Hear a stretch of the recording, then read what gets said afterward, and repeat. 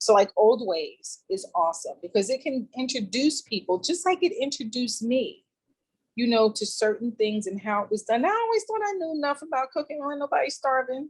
I know though I ain't missing no meals, but I went to the library to see these classes, and the woman there, she made the greens. And I remember thinking, who made these greens? It has mustard in it. There's no meat. Oh, something wrong with these people. I thought, who made this?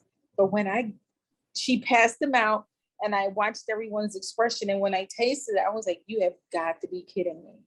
These are good. They have the smoky flavor that you're looking for. And they're good. They had like a little hint of garlic. It just, all the flavors just came together and it was good. And now that's how we eat our greens. When people hear of Africa, they don't think Africans have anything to offer.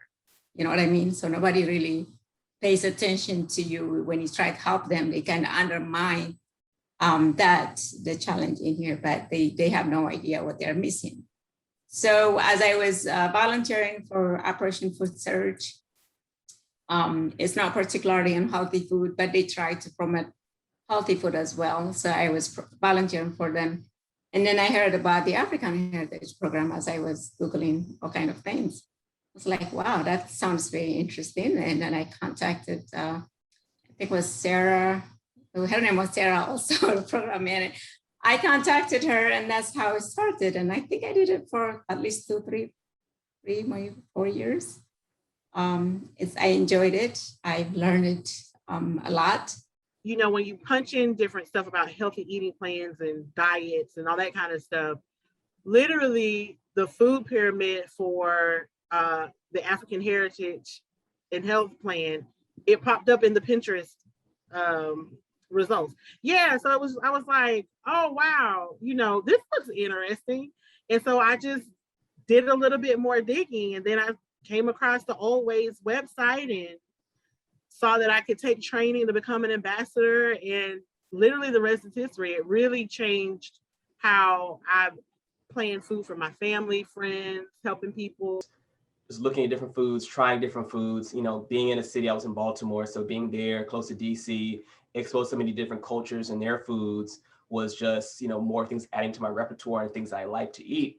And then actually one of the things that influenced me was actually teaching the Taste of African Heritage course, because when I started teaching, I was exposed to a lot of new foods, a lot of foods from the diaspora. And it was very exciting because some of these foods I heard of, may not have tried before. And some of these foods I had never even knew existed. So things like millet, I was like, what is this?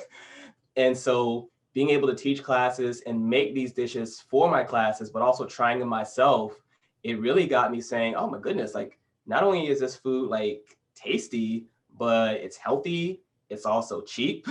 And as somebody who valued all that at the time, I was like, yo, this is really good. And so that started me on a path of just looking at more cultural foods and looking at foods of my own background, foods from other backgrounds and other cultures, and realizing how great they are and just wanting to learn more and cook more of those foods. So those things all shaped my own eating patterns and eating journey. My health is the most important thing. It took me a long time not to put everybody else first. It really did. But my health is, and they say your health is your wealth. That is so true. And I know people who have money, who've worked so hard all their lives and they have all these things, but they didn't have their health.